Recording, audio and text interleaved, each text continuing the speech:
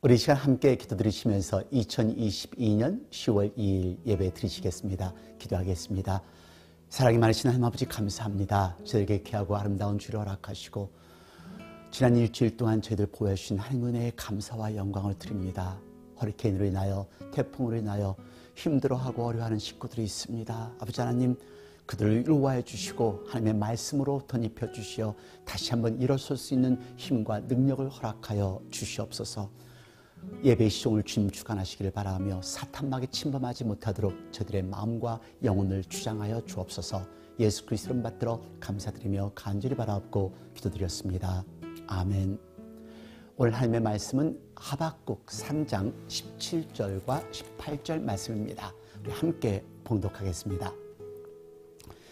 비록 무화과 나무가 무성치 못하며 포도나무에 열매가 없으며 감람나무에 소출이 없으며 밭에 식물이 없으며 우리의 양이 없으며 외양간에 소가 없을지라도 나는 여호와를 인하여 즐거워하며 나의 구원의 하나님을 인하여 기뻐하리로다. 아멘. 잘 아시는 말씀이죠. 정말 끊임없는 뉴스를 대하시면서 힘이 안 나는 그런 느낌을 받습니다. 우울한 뉴스 잠시 접어두시고 오늘은 말씀을 통해서 보다 밝고 아름다움을 생각해 볼 수 있는 시간이 되셨으면 좋겠습니다. 먼저 여러분들에게 질문을 하나 드릴게요. 내 인생을 그림으로 그린다면 어떤 그림이 나올 것 같으세요?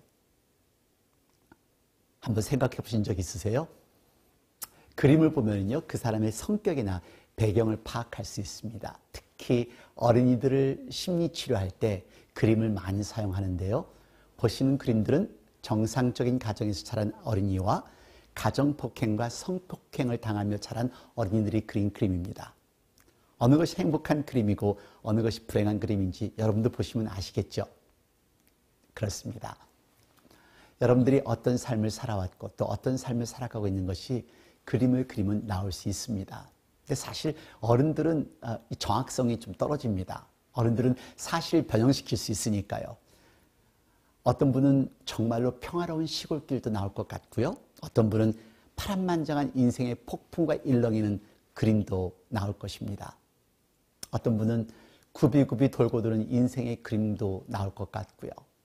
소용돌이 갇히는 무서운 바다의 폭풍의 그런 그림도 나올 것 같고요. 어떤 분들은 꽃길 같은 그림도 나오겠죠.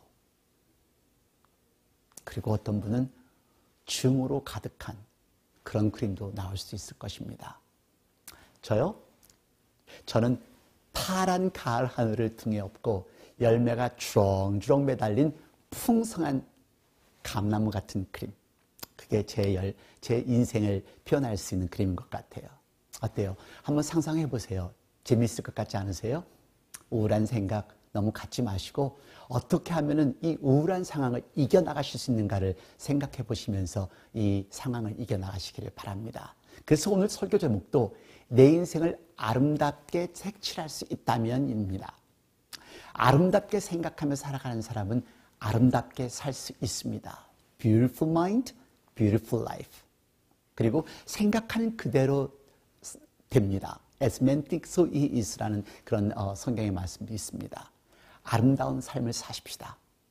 내 인생은 어떤 색깔로 그려질 것이고 어떤 색깔로 그려가고 있을까요? 오늘 본문에는 저와 여러분과 같은 상황을 살아가고 있지만 인생의 색깔을 천연한 기쁨의 색깔로 선택한 주인공이 등장합니다. 그렇습니다. 하박국입니다.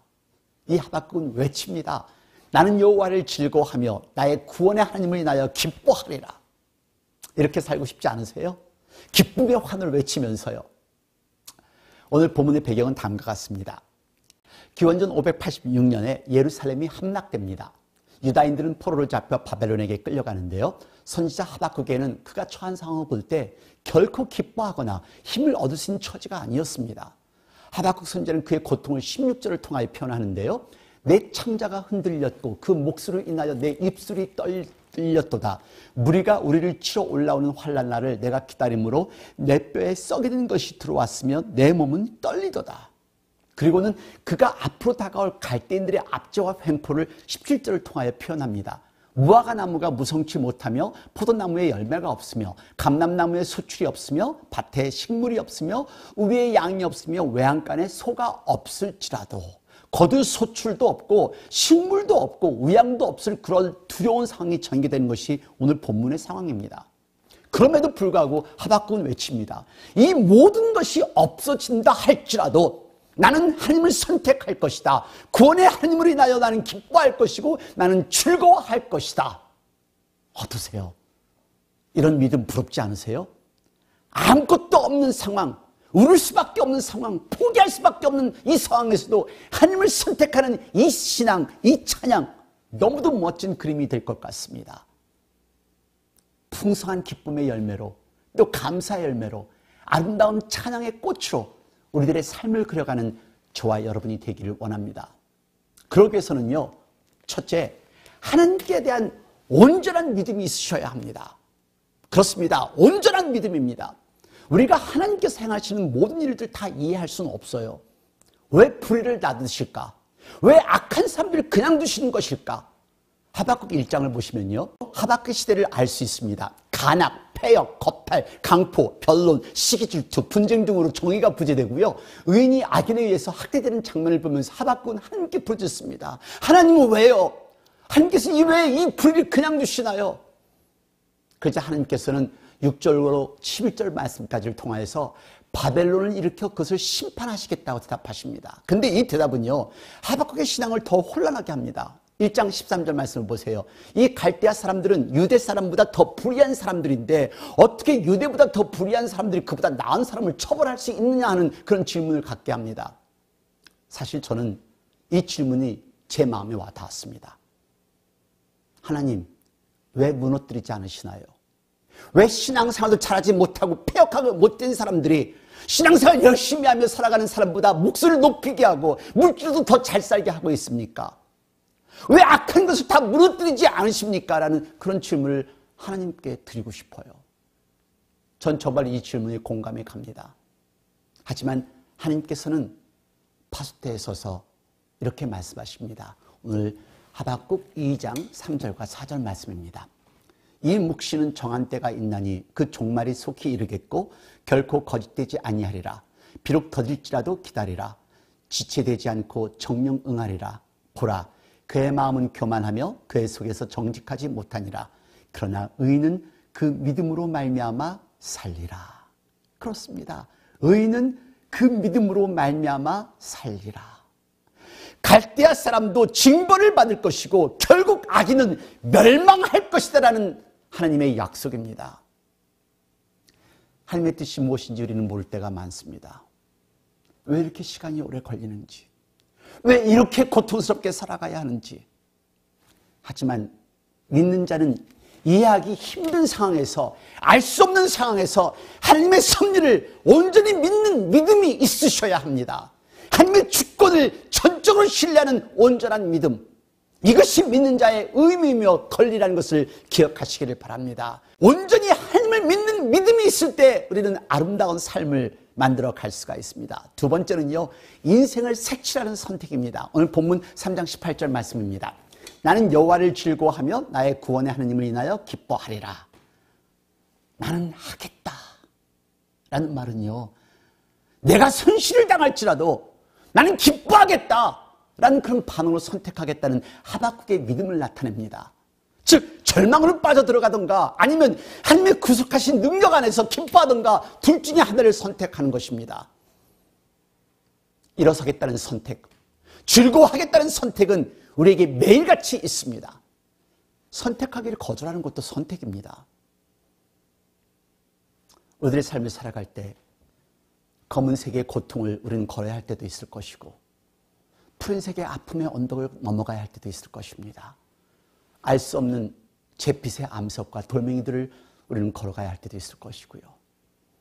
하지만 그런 길을 걸을 때 하나님의 빛의 영광을 모으며 눈물과 고통 위에 노란색의 찬미와 보라색의 행복의 빛으로 색깔을 칠하며 지나가고자 하는 것은 저와 여러분의 선택입니다. 이번 우리가 겪는 허리케인은 엄청난 것이었습니다. 여기서 좌절할 것인가? 아니면 다시 복구할 것인가는 우리의 선택입니다. 한번 살아가는 삶, 어떤 색깔로 장식할 수 있는가 하는 것은 나의 선택이라는 것을 잊지 마십시오.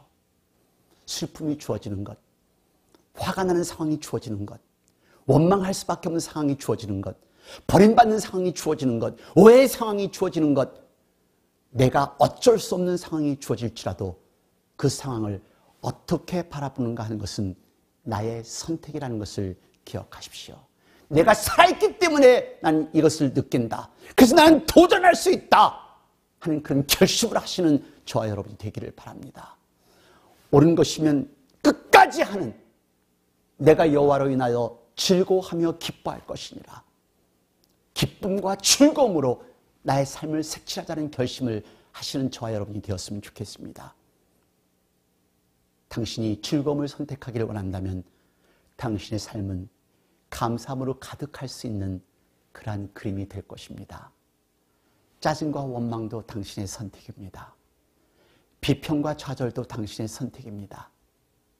저는 여러분이 하나님께 감사하며 하나님의 섭리에 순종하실 것을 선택하시기를 원합니다.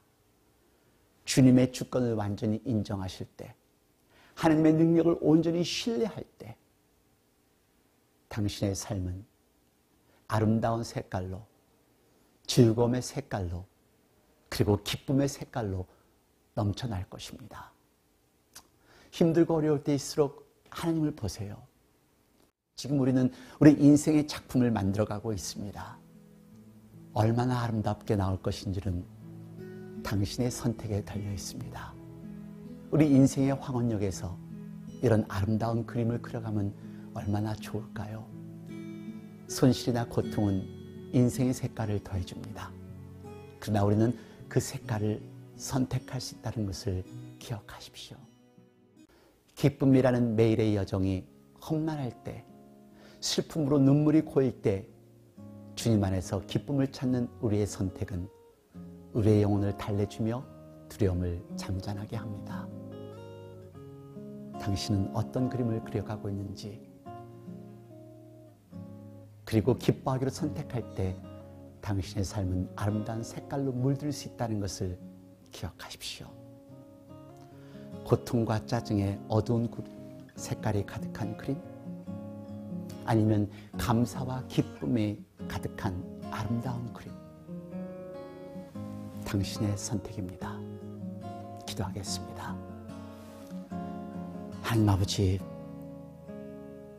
저희들 하나님의 뜻을 이해하지 못하기에 힘들고 어려울 때마다 어김없이 좌절하고 절망하며 하나님께 불평과 원망을 쏟아놓습니다. 이제 다시 한번 깨닫기는 하나님의 섭리와 계획이 있다는 것을 온전히 믿는 그런 신앙인이 되기를 원하오니 저희들 하나님만 바라보며 저희들의 삶의 도화지에 오로지 즐거움과 기쁨과 하나님을 향한 찬미가 가득한 그런 인생의 그림을 그려가는 저희들이 되도록 만들어 주시옵소서. 힘 주시옵소서. 능력으로 덧입혀 주옵소서.